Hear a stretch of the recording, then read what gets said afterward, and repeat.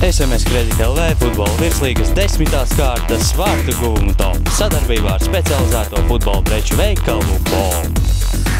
Šajā kārtā žurnālistu vērtējumā 4 skaisti vārti. Topu iesāk SMS Kredit LV futbola virslīgas mājā labākais spēlētājs Patriks Tumasī. Viņš saņem ļoti labu precīzu piespēli, neļauj aizsargiem sevi panākt un ar spēcīgu precīzu sitienu raida bumbu vārtos. Aleksandrs Vertovs no futbola kluba Skonto 3. vietā topā. Skonto uzbruk un Aleksandrs ar filigrānu sitienu pārspēja futbola kluba Jūrmala vārtsargu.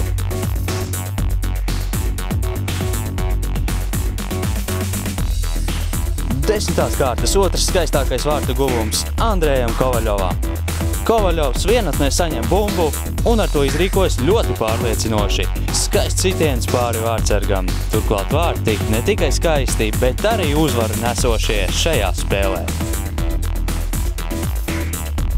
Un topa izskaņā atgriežamies pie Jūrmalas Spartak spēlētājiem. Topa uzvarētājs jau otro reizi pēc kārtas Daniels Garcia.